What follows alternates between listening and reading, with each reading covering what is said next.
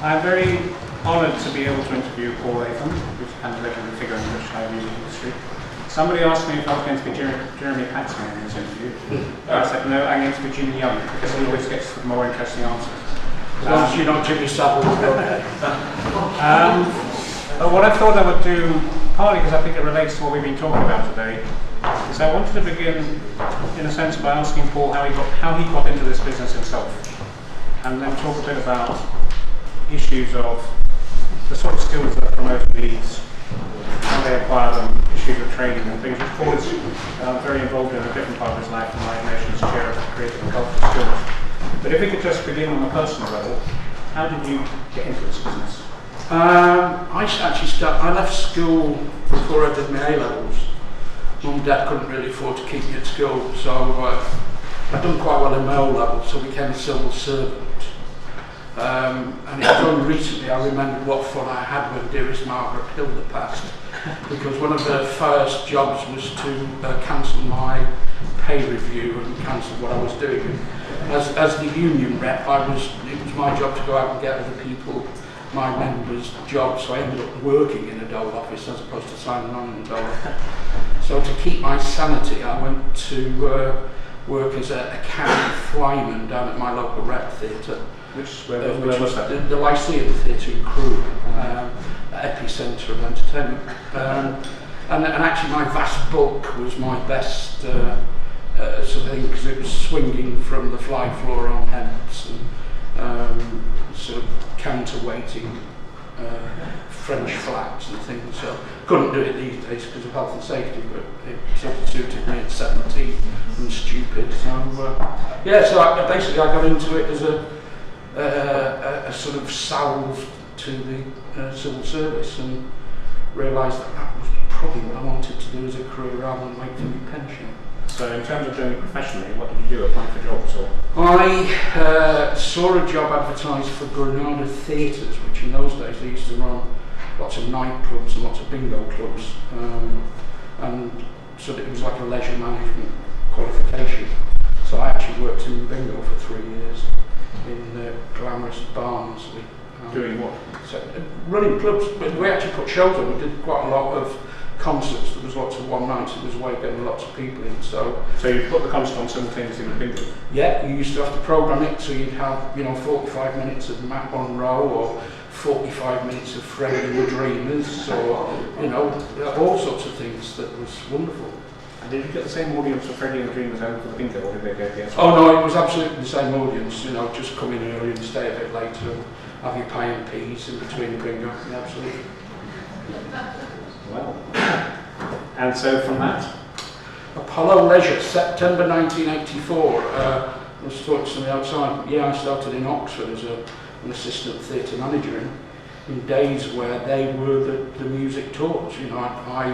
What particularly attracted me, and I had to take a drop in salary to do it, because bingo paid a lot more than live entertainment, was the fact that there were some great tours. In the first 3 weeks I was there, we had Elvis Costello supported by the Putative Pogues, OMD, Depeche Mode, Meatloaf, Paul Weller Style Council, all in the first 3 or 4 weeks I was there. It was fabulous. And so what was your actual job there? And I was an assistant manager. So what did you actually do?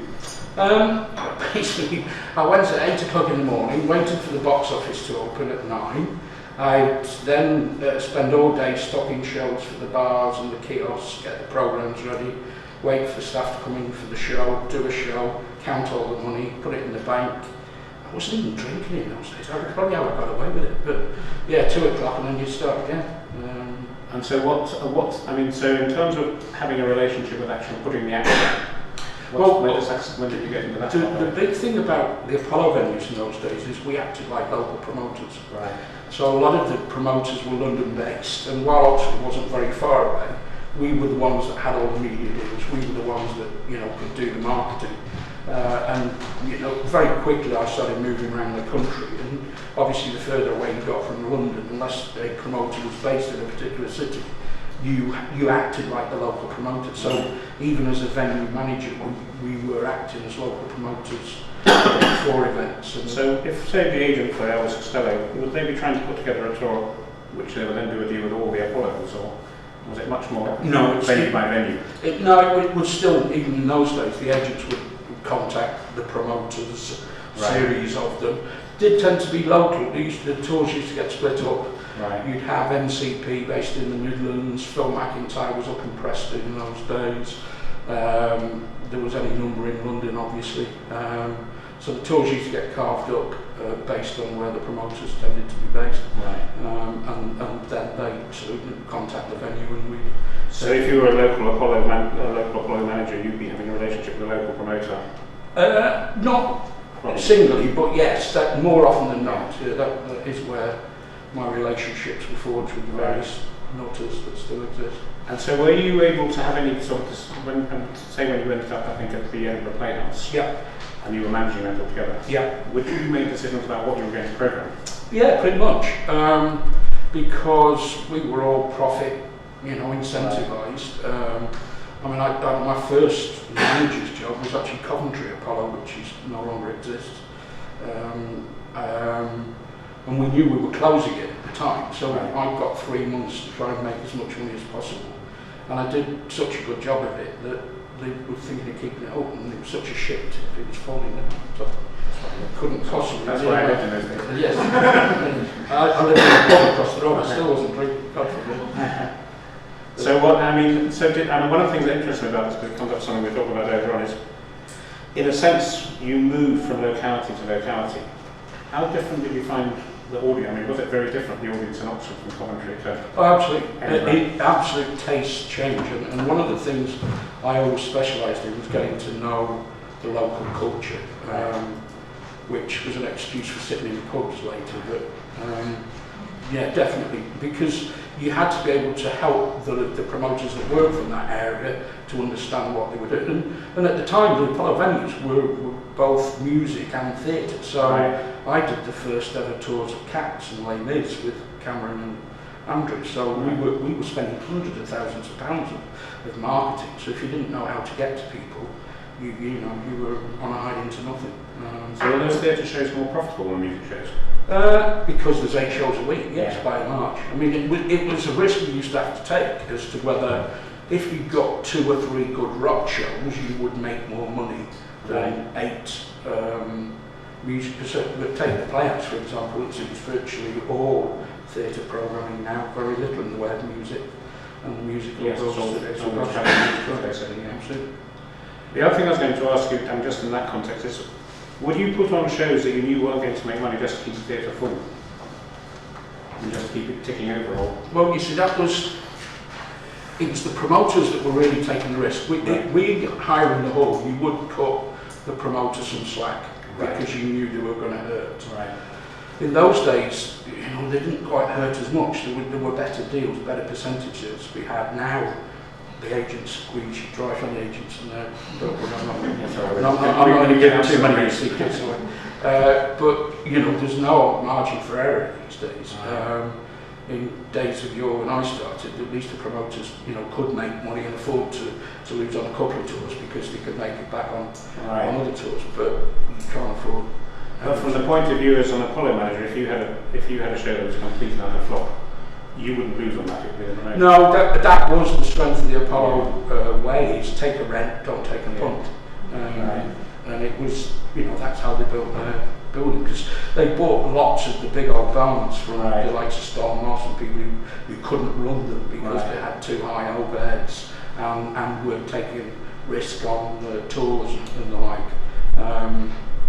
But obviously then we had, favourite relations with certain promoters that have lived on through the years. And in terms of managing the theatre, were you also, and presumably you made a significant amount of money from the bar and absolutely merchandise.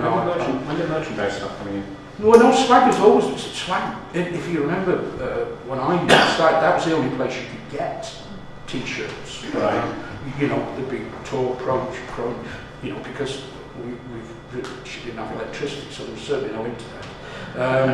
But you couldn't get imagery anywhere else. If you wanted to see a photograph of a star or whatever, it'd be on the front of a t-shirt or it'd be in the tour book. So merchandise was huge in those days.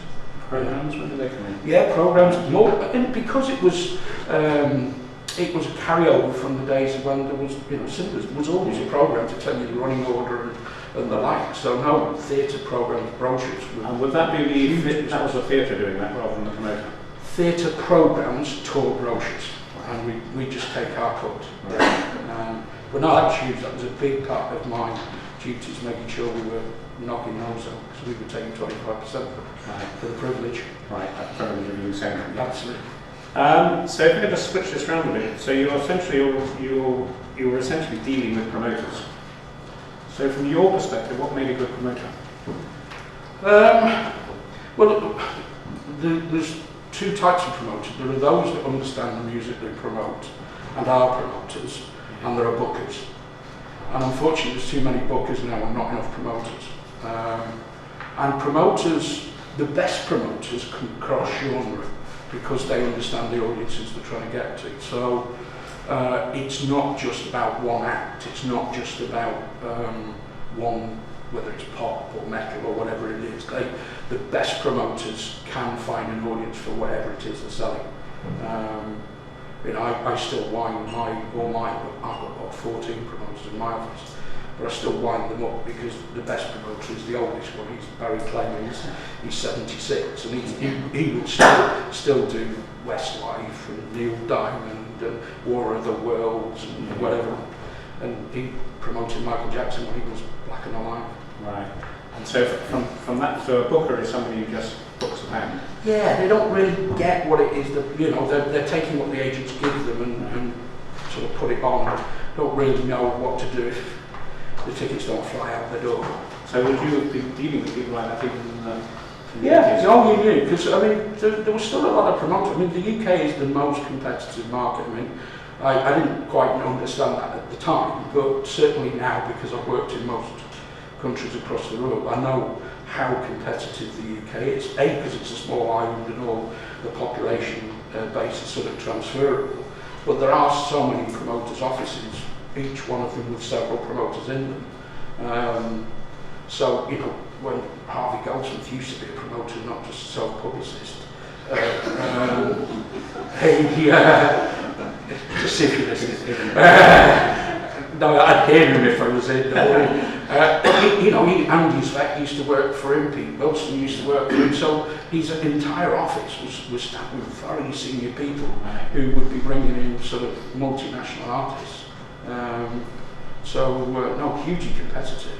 Because one of the concerns for us from the Academy is how people look, what sort of skills promoters need and how they acquire them, and are they something you simply learn on the job, whatever you are, or whether you can be trained. It's interesting from our historical point of view. Clearly, at a certain moment in the history of music promotion in Britain, student union sense officers became increasingly significant. You're one of the very few promoters we never talked to who didn't actually. Well, I'm not sure my level classed me as a promoter, but it's quite funny. But it is funny because we do brainstorm the shows as they're coming through. But it was from a venue point of view, but it meant that I knew the markets wherever it was. So, I was a venue manager, started in Oxford, went to Bristol, went to Coventry, went to Manchester, went to Edinburgh, been out in Dublin, Cardiff, London. So you learned about live audience. Absolutely. For the people who came through the kind of student group, which includes Harvey Goldsmith, that was a kind of recognised route. No, for a while. There's probably at least a dozen that I could go through that were student union, and it was because you were exposed to it, because there's obviously a huge dynamic of being in charge of people and being responsible for it, not just the sort of selling, but the putative health and safety in those days. So once you got a name with agents for being a safe pair of hands, agents are quite loyal before the checks get too big, and they will, if you've done a good job for them in Leeds and you suddenly turn up at MCP, then they'll stick with you and sign them around. Yeah, but if somebody come to me in 1986 and said I want to be a promoter, I'd say go to university and become an ex-officer. If somebody came to me now, I'm not quite sure what I would say. No. You go to your mummy and daddy and say, how much have you got in the bank? because you have to have a hell of a bank balance, you know. I have these conversations. I mean, ultimately now, if you want to be a promoter, you either stick to a very small niche that nobody's in, nobody's competing with you, and that can be geographical as well as sort of musical genre, or you have to, you know, pal up with a firm who's got a bottomless pit that can take the rough and tumble of the losses, because, you know, it's no secret, we lose on 75% of the shows we promote. So in your creative and cultural skills role, do you see promotion training as part of that, or is that just impossible? No, I mean, Tony Hall, who's now the DG at the Beeb, co-opted me about 4 years ago on the basis had a lot of theatres, a lot of music venues, and wanted me to get involved in skills. I didn't even know these government quangos existed, to be honest. And it was at the time he was looking for, you know, wardrobe misters, wig makers, armourers, or whatever it is for the opera house. And I wanted to invert it, and it was absolutely because I remembered how soul destroying it was for the kids that were signing on with me when I worked in the Dole office. So I flipped it around the other way and said, look, the only way I'm going to get involved is if I can attack from the bottom. I want, you know, I've got two lads of my own who never had a day's career guidance in their life other than me kicking their asses. And that can't be right. You've got to give people a structure to learning and to where to find out more. So it's a pyramid of learning as far as I'm concerned, from the age of 14 all the way through till you never stop learning. So, you know, continuing professional development. But it's about showing each step up. Now, where promoters fit on the pyramid, they'll have been through a long, tortuous sort of experience, whether it was in universities, whether it is allied to being a production rep, runner, whatever it is. It's when, is it a knowledge or is it latent? Because actually the best promoters were never taught, they just had to be there and took their chances and learned from that. Got burnt, came back. There were some promoters that went bust every year, and not just Vince. No, we always were almost a definition of what a promoter was. Yeah. Someone being ripped dust at. Absolutely. No, Alec Leslie, God bless him, I used to love Alec Leslie, he was based up near me.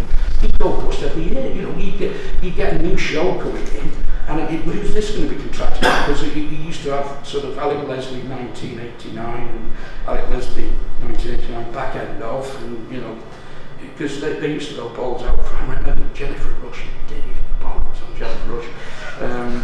Anyway. Well, that leads me to the second strand of questions I want to ask you, which is, this is more kind of random, but it's really about change. I mean, you've been in the industry more than 25 years now, and there have obviously been significant changes.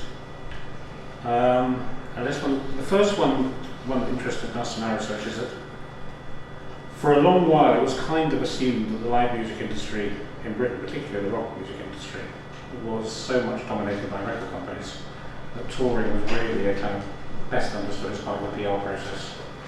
I mean, there is no doubt when I started in venues, touring was the shit on the shoe of the music business. We weren't even considered to be the music business. Right. You know, tours were the lost leaders to selling records. So in terms of being a promoter or running a venue, did that affect how it worked, or was it just something that came in and somebody else was bearing the loss?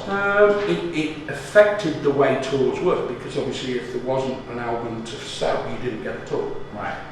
And the sets were all to do with the theming of whatever the album was or whatever. So, you know, you see fabulous, you know, I saw AC/DC played to 2,500 people in Manchester, and you know, some Dire Straits for 4 nights and on every street tour. And it was great, the money the record companies invested to give you a better show. Right. But it's completely flipped now. You know, the record, you know, unless you're the actual writer and on the publishing rights, you're on the road, and that has changed the business. Probably not for the better. I mean, everybody assumes Live Nation wants to see the death of the record companies. Nothing could be further from the truth. I was more happy when those silly buggers were taking the risk, not us. But in terms of your actual sort of business dealing, you probably, so in a sense you never really had any dealing with record companies. They'd order 50, 200 tickets and that was a lot. Yeah. And you couldn't talk to them about cross-promoting, you could never... So they never come and talk No, about not interested. Not interested. Right. It was, where's the bar, can we have, a few comments?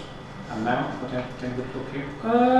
We have a lot more constructive conversations because we're signing bigger checks. I mean, look, the whole 360. Madonna was the one that sort of broke it. She came to us and said, "Look, I got this amount for my last album deal. You paid me more for one tour. Why don't you take my record?" It was never that we wanted to be a record company because, it's all about doing what we do best. And indeed, we ended up flogging records back to the same record company. But it was where the money was. Right. There was no money in recorded. It's all about touring now, and it has changed totally. The second area I was going to ask you about ticketing. Yeah. I'm considerably older than you, so I actually queued all night to be able to get tickets for the Beatles because they basically get them in Cambridge. It was like going to the box office at the theatre, which you knew was going to open at 8 o'clock the following morning and all that stuff. No, loved it. That was when I cut my teeth. In fact, my reputation was built on how I used to treat the customers in the days queuing. I used to open my foyers, I used to go and make them bacon butties, we used to have sleepovers. Jimmy Savile used to come in. Oh, I did. You did run the Cambridge Alto? No, not in my time. So how is the shift from, for us, I think the biggest technological change was actually a credit card. Yeah. And kind of from now, so it's now instantaneous. Yeah. How's that changed? Well, business? When it was a service, when it became, do you queue for 3 days for Daniel O'Donnell, which they still do. Anyway, or do you phone at 9 o'clock and get through? It's a no-brainer, and people will pay for that. And that was the innocence of the market. It's obviously gone complete barking mad now with the secondary market. The evil that is. Do you think it's evil? Oh, totally. Yeah, no. As a, I don't know how many saw the dispatches program, which was quite scurrilous and pointed a few fingers at us, but I can honestly say. But Live Nation has its own secondary ticketing. Yes, we do. Yeah, no, as part of Ticketmaster, we have Get Me In, and there's no point in pretending the genie is out of the bottle. So the problem is that the people that are taking the profits are not in the business, and we've got to claw it back. What isn't common knowledge, and the big frustration now is you go and there's no tickets to sell to the general public, they're all on the secondary market. The problem is bots, it's technology. This is why it's gone too far. That there's only one being prosecuted for it's the equivalent of wire fraud, where they get a programmer who's clever enough to intercept available inventory. So you release our rate receipts at 9 o'clock, they claim them, bang them, and stick them on the secondary market. But in the US, up to 90% of the on-sale traffic is bot traffic. It's not people buying tickets, it's these smart-ass programmers clawing tickets. This may sound a naive question, but is there a difference in the secondary ticketing demand for different sorts of shows? I mean, if you were putting on Cats or this list, yeah, I think is that an issue there? Because theatre shows you have longer. Right. It might be a long run for 3 or 4 months, but Book of Mormon tickets, were on the secondary market. Even the museums when they have the different things. Absolutely. So anything that they can create a demand for is there to be raped and pillaged by these. I mean, from an economist's point of view, you would say, well, the peculiar thing there is that if there's a demand for tickets at that price, why don't you just price your tickets at that price to begin with? You ended up with the Manchester United football crowd all a bunch of prawn sandwich eaters, don't you? Why is that a problem? Well, it is, isn't it? Because you want real fans. I mean, why? From an economic point of view?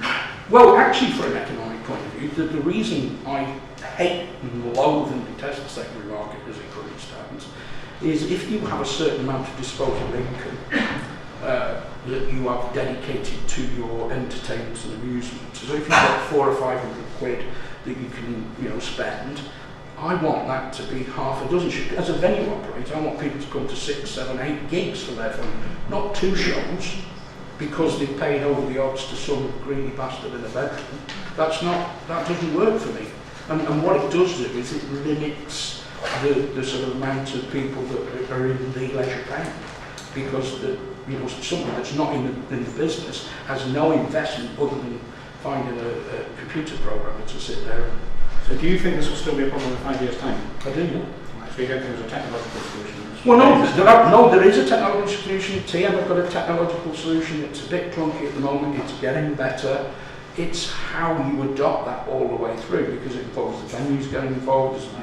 There's investment at the venues in scanners and it's paperless, because obviously it's harder to tap something you haven't physically got. And you can. It will take legislation to eradicate it totally, and we prefer it that way. But while it's not, we've got to claim a little bit of that land for ourselves. But I can honestly say we don't put anything like 3% of our tickets straight onto the secondary market. Right. Nothing like. Does it vary country by country, or are we talking Britain here? No, I'm talking UK. Yeah, that was, and the only reason is because that was part of our evidence to the OFT. So I've done the stats. Yeah, right, of course. Just to move on, I can open the floor in a second, but just to move on, both in career terms and it's related to what you just talked about. I mean, what actually is your job in Live Nation? When you go to the office and you're no longer checking out the bar or anything? No. Yeah, my official title is UK and Ireland COO, just for music. I'm no longer in charge of the ticketing. When we merged with TM, I was a typical American company. There's American and there's the rest of the world, so I was in charge of the rest of the world. So I was flitting over and yon. But no, it's now UK and actually UK and Ireland are the biggest markets profitability-wise, because the acquisitions that happened were a series of promoters, a series of buildings. We've created festivals, we've bought festivals, and the UK and Ireland are the most successful offices in the world. So it's not really that much of a relegation for me to just be running that. But I run all the buildings, I'm responsible for all the festivals, so I'm not short of things to do. Right, so in some sense it's sort of the same job. Yeah, just bigger. Yeah. And when we come to the Olympic Park this year, I actually will be counting the bar money, because that's so we've got left. Because we need the money. Because we need the money. Well, there are two, and these are probably the two questions that are kind of slightly puzzling to us as academics studying this industry. One is how Live Nation can post increasing losses every year. And the second one is therefore how you see the future. But the second, which is related to that really, is in a sense what actually Live Nation is as a company. I know that in the interview we did with you for our research, you mentioned something which I was completely inspired. If you look at AUG, it's kind of rival for you. There's a way, the way you really understand it logically is that it's essentially a property company. Yeah. And that makes perfect sense. But Live Nation, I know some people say, what is, if I was a share, because you can buy shares, and someone wants to come with a prospectus, why would I buy shares in this company once again, not like in 10 years' time? What is the vision that is actually being sold? Well, I mean, Live Nation is 6 years old now. It's an evolution. Although I've been doing the same job by and large for 30 years, I've probably had 30 different big business cards as well as a exchange. But Live Nation is an entity split off from Clear Channel and then merged with Ticketmaster. And actually, there is a vision. It is a technology company. It's a technology solutions company that happens to have live music and sports at its core. The margins are so tight in promotions. Yes, I know that. That you can't just be a promoter. Because of the sort of vagaries of the business now, you can't afford to take. We barely make money on our come day, go day promoting. But it keeps us in the game. The fact that we've got a ticketing business now, you get to keep a £1 a ticket or whatever it is after costs. So it's volume. And the Live Nation story is quite compelling now. I mean, I don't just sit there and take my salary. I like to contribute to the debate. And I genuinely do believe in what we're trying to achieve. But part of it, the reasons we're spending so much money on technologies, Ticketmaster was a busted flush because they hadn't invested in the technology. and it still has green dots on its screen rather than interactive things. And we spent hundreds of millions of dollars on the technology, and I think that's what gives me confidence that we've got the future nailed, because more artists want to work with us, we've got more festivals, we'll be in more venues, and it's spreading the load. It's not just about being a promoter and living on dying on your last tour. But I wonder if you're in a sort of peculiar position whereby I'm always in a peculiar position. In terms of your relation, and going back to the fact that the promotion hardly makes money, Yeah. it seems to me there the problem is, and again something you said in our other interview, that a business that for quite a long time existed as a sort of 70-30% business is now something like 102% minus 2%. Yeah, no, in America they do get to that And crazy so stage. that seems to me sort of an illogical economic model, and I can't think it's sustainable. No, it is, if that's all you're in, Yeah. which is why. But I just wonder if it's sustainable even for the acts. Eventually people are going to say, hang on a minute. I'd love to meet the brave act that says, please don't pay me all that money, I don't want it. I've never met one yet. Well, no, well, it's probably not the act. Maybe it's They spend it. Yeah, no, I know. So, but no, that's it. The irony is the ILMC exists because agents put it together because they thought they were going to, be done out of business, and it's 26 years old. Yeah. And agents are probably more powerful now than ever. Exactly. Because you exist as this big company. Oh yeah, absolutely. And it is that you would think that the bigger company you get, the more margin you have. Completely the other way. Because an agent can create a competition in a phone box, when there's nobody there. If you've got a bogeyman, there's always a bogeyman. So, all right, it's Live Nation and AEG now, or Simon Rand, or whoever. They can say they have spoken to, whether they don't even know who they are. It doesn't matter. But that's been the same since time immemorial. Oh, yeah. It didn't matter when it was 70-30, but when your bollocks are on the line at 95-5, you know what? That's a bit tight. Thanks very much. But would you say no to acts? No, we have passed. No, God forbid. That's a big part of me, trying to get to promote. It's too rich. I don't fancy it. That I pass. No, you have to. You'd drive yourself mad if you took every deal. And actually, that's the only way you get any credence is by saying no. You've got to understand your audience. You've got to understand. Look at the problems that Stones are having now. Now we've done every Stones tour until this last one. So thank Christ we didn't get it in the US. Because we just, judged it wrong. Yeah, interesting what the consequences are. Anyway, at this stage, we've got about 10 minutes, so questions from the floor. If you're fell asleep. Do you have an eye on any independent promoters at the moment? Think they're doing a good job? Independent? Or any smallest independent? Yeah, to be honest, because that is one of the good things about being a venue manager or a venue operator, is you see all the promoters coming through, and I still meet with all my venues, still go to, it's how I get a kit going to gigs, to be bored in the office, and I'll go and stand on the front door. So you will see new promoters coming through, and you do know, because you see them coming through, and it's really hard for promoters, and for them to stay alive in this market, you know about them pretty quick. What advice would you give them to become the next Live Nation? Yeah, I'm not sure I'd advise them to be the next Live Nation, but Simon Rand wouldn't be a bad aspiration, would it? Because that's it. It's doing what you do and do more of it, because ultimately that's what you get respect from. Is if you can, and again, if you do it geographically, I've seen promoters that have built themselves up in areas of the country that nobody else wants to promote. They get the local venue, they get the costs down, they've got the marketing sorted. That's proper promoting. And if you can build, you can actually make yourself quite a nice living locally without bidding for national tours. There are promoters that don't go outside Bristol, promoters don't go outside Bournemouth or Lowestoft. There are people, promoters that I don't even know exist because I've never had a tour in the buildings where they are. But you can make money, you can make a living wage by not fighting with us sharks. And actually, stick to it, because at least you've got the money coming in. Debbie. I was interested, when you were talking about agents, and I think from my perspective, or my understanding of Live Nation, you would just book artists, you would mainly be dealing with artist managers or artist? No, the protocol is agents. You know, the agents, the band managers go through their agent. The agent have the auction via the promoters. They will tend to go to their favoured promoter first and make sure the money's enough.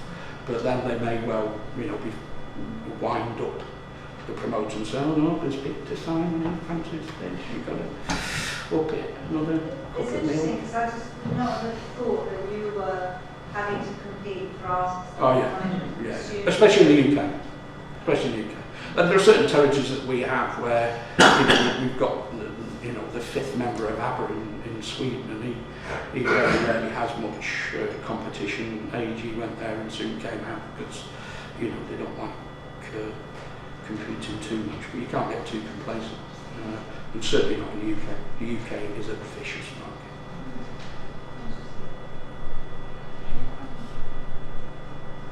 Martin. It's just really to pick up Simon's point about Live Nation never seeming to put a profit thus far. And I'm kind of interested in that as a business model where My bit does. your bit, yeah, okay. Good if you said your bit, obviously is the most important bit, although I take that for granted. But how sustainable is that model? I was very interested when you said that, you know, the kind of live music bit isn't the bit that makes money. So when is Live Nation globally going to make profit? No. Where will the profit come from? No, don't get me wrong. Because it's all bound together. If you think of promotions, promoting on its own doesn't make money.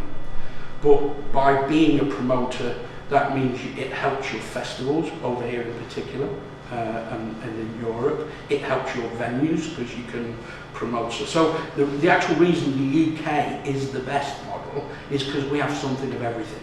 So we don't just rely on promotions. And that was the problem with the US model, is they were just promoters that had some shit venues and who nobody wanted to go to, so they ended up overpaying. And that was why corporately the UK and Ireland contributed more profit than the rest of the world at one stage, when it was just promotions. But it's all about being in the game. You've got to keep the wheels spinning. So you've got to still be a promoter per se, to keep your festival going, to keep your venues going, to keep your sponsors happy, to get your ticket fees. That's the whole business. And that's why the new business model that has ticketing at the core and you know, consumer friendly ticketing, and consumers being venues and ticket buyers and artists, and offering a better service, does give me great confidence that we're on the right track. Someone at the back. Yeah, I was wondering, like, what are the ways in which, you know, you're using technology or venues to, you know, create extra revenue streams, and is there, like, potential to, you know, earn more money, you know, using like mobile and. Totally. I mean, look, it's no secret. Most of my venues have got an hour or two on front, and we've got a real O2 deal because we work with them to deliver for our customers. So it's all about connectivity. It helps me to sell tickets. It helps them to get customer loyalty.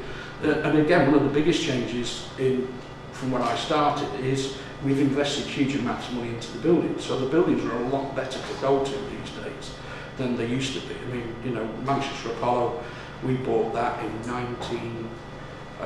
we'd been running it since the 70s, but we actually bought it for 400 grand in 86, something like that. And it was a shit tip. There was holes in the roof, the seats were collapsing. I used to count on having a punk band so I could charge the promoter for trash seats that had been trashed. I used to kick the buggers myself. Tim Parsons used to remind me that. So the facilities have changed with investment because you are competing. You know, you think of cinemas and how they've upgraded. You competed for £8, and that's how you use the technology to enhance people's experience. You know, it helps on the marketing. You've got to be, you know, very active online these days, rather than buying full pages in default magazines. Do you think, I mean, one of the things that comes out of it is, in a sense, it's not just music you're promoting.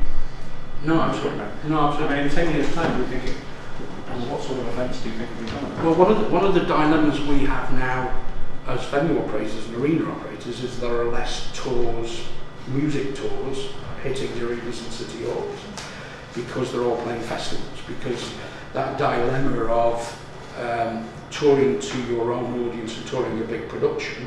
Why take the risk? You take a big fee to play to the same number of people in 3 fields, either in the UK or in Europe. And you know, Australia's a huge festival market now. There are people who don't have to do their own tours that can be very readily rewarded, and they've worked for half a dozen weekends and bits in between. So that means you're looking for other things.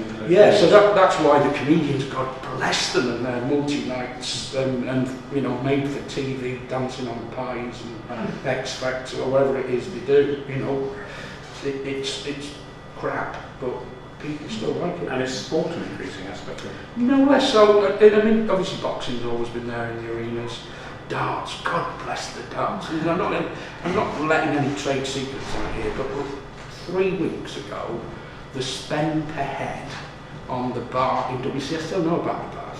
The bar's spend per head in Dublin was €33. Bloody marvellous. I suppose you have to be pissed to watch it, but it's, you know, but you can't. One of the things I tell all my venue managers is you're just renting a space. Don't be precious about it. You know, so it's a space you can rent it. The imagination of the producers and the, you know, it's their job. Don't be precious. You're just renting a space. So yeah, I can't remember what the question was. No, I was just thinking in the sense that music will be declining. Yeah, no, it's not really. It is that dilemma. I mean, you know, we've been involved in trying to create acts because you've got that dichotomy of if live is where it is, how do you get an audience? Now, right, you can upload your tunes, record it in your garage, your bedroom, whatever, and hope MySpace, YouTube. I mean, look at Sai. How long was Sai going? And he's got 300 screen viewers, and he's now a global pop act. But for every one of those, there's 1,000 acts that I see that are great in a pub, but then getting them to that next level where someone gives a shit to pay a tenner to see them, it's a huge problem. So there's actually more people playing music, but whether or not that's translating to being able to monetize it is a different thing. And do you see the festival market as lasting forever? You know, it can be the survival of the fish, and again, the best festivals are the ones that find their own niche and don't cannibalise it. You know, the fact that acts come around every year and are on the same bills, and we just spot them, and you know, I own most of the buckets, so I know what the problems are, and people can take a year off, and you know, you've got 80,000 people on a site. Well, you need 80,000 people because that's how much you're paying out. It's a bit of a risk. So no, there will be some that come and go, there is no doubt. But the better ones have found a niche, found a loyal audience, they'll go for it because it's a rite of passage or whatever it is. But there's probably too many, let's be honest. Yeah. And also, of course, there seems to be increasingly kind of sense of the global competition as well as just that. No, absolutely. Because, you know, the Americans haven't quite got it yet. I mean, how the hell can Coachella have 2 festivals to stay in 2 weekends? It's alien. How can you do that? Well, were you there at Coachella? Which weekend? When were they at? Was that when 2 pack? You know, how can you do that? That's not right. Time for one final question, and then I want to ask. I'm going to enjoy myself, sorry. Yeah, Matt. I was just really interested in, you know, how the merger with Ticketmaster has kind of changed the vision, the long-term vision of the company, and you know, you express, you know, a real sort of loathing for kind of secondary ticketing market, but on the other hand, you're saying in 5 years' time you don't see it going away, you don't see government intervening and, you know, trying to regulate, even though, you know, it seems like in the world is a possibility, but maybe not. And then you talk about how in this long-term vision, part of the plan is to create this kind of consumer-friendly ticketing experience, which seems central. But it also seems really at odds with this big image problem. You know, the Dispatches documentary being like, My image problem. I never have a problem, as you can see. I don't pretend. You're looking very sharp, but I'm curious as to how you see that playing out, like what the strategy is. Well, there is no. I mean, Tim worked for TM longer than me, and TM were the whipping boys globally for everybody. And let's be really honest, TM pay everybody. You know, they don't keep all those booking fees, all those handling charges. Everybody's nose is in that trough. You know, the acts, the agents, the promoters, the venues. So when you sat there looking at your £4 or £5 ad, where does it go? And that myth is now being bust because, you know, it's out there. There's different charges, different levels of technology. The problem with TM was it was old, clunky technology. It was like a huge battleship that you couldn't turn around. And when you've got some clever kid with a software program in his bedroom that can knock up a GA on sale, you know, in seconds, and it's all, you know, you can add it on Facebook and whiz-bangs, whatever, TM was going to die. But not anymore, because we've realised that it can be something better, and the hundreds of millions of dollars were invested. But it is part of changing the dynamic. So take the secondary market. The reason the secondary market existed, because in America, obviously, a baseball season is 3,000 games or whatever. You can't go to all of them. So you buy a season ticket, you flog them on. Basketball, 80 home games, whatever it is. So there was a need to have an exchange. How long have tickets been flogged on eBay over here? And then all of a sudden people realised it was a business. People, you know, the power sales, it's really easy to online say the Gadgets had 20,000 transactions. You didn't suddenly wake up and think, oh shit, I can't go to that, they might sell me tickets, which is actually what the government thought it was for. And I've been in front of the OFT, the Competition Commission, politicians, our fellow promoters have been in front of the select committee. They don't get it. So God bless Sharon and her crusade against the second market because she couldn't get a Westline ticket. But she doesn't understand that it's not us that are the problem. It's not the promoters. It's not the venues. It's not the ticketers. It's the bots. And unless somebody's going to do something to outlaw that, and you know, it's tantamount to criminality, then it's not going to change. And there is no fight for it. There is another OFT thing going through now. So what we've got to do is to own it, is to reclaim it. And that's what's happened with the NFL, the NBA. They now have their own ticket exchange where people can load them in. And if you know, I go to mine to watch the Heat. When I go on, I don't know if I'm buying off the secondary or the primary. It's just a price break. And ultimately, when you're buying a ticket, do you think, I'm going to buy a primary ticket? Or do you buy a secondary ticket? You're actually just buying a ticket. And if you've got price tolerance, that's what you do. You're going on to say, I've got 100 quid, I want the best ticket I've got for 100 quid. And that's ultimately where it's going to go. It's already happening in the States. If you click on the manifest, you say, where do you want to sit? And the price range will be from $30 to $3,000, whatever it is. And that will be dynamic pricing. That's where it will go. And hopefully, the people who put the bollocks on the line, the promoters and the artists that are performing, get to share in that, because at the moment the money's just pissing out the back door. And that's the connectivity. That's actually why I believe the model works now, because we started knitting the bits together and we can show the artists. They don't have to hide behind VIP packages or whatever it is. It's there. They can be honest, because ultimately, if they're on stage sweating for 2 hours, they should be paid. Not the the electronic equivalent to the bloke with a flat cap and a scarf. I like the idea that that's what they wear when they're doing it. A final question: what's the best gig you've ever been to? Arcade Fire in the Astoria, Deacon Blue in Edinburgh Playhouse. Oh yeah, that's what that was. I mean, my Christy Moore in the Point. The smaller the better. There's only Ireland where I've ever had a great experience in arenas generally.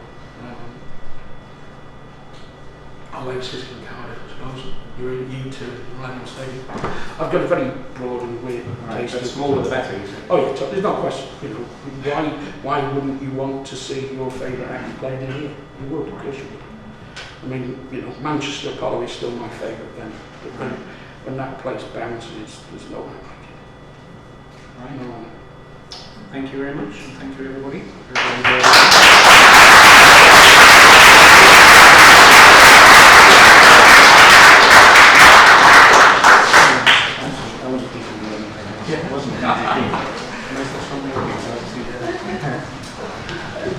Okay, Thanks very much.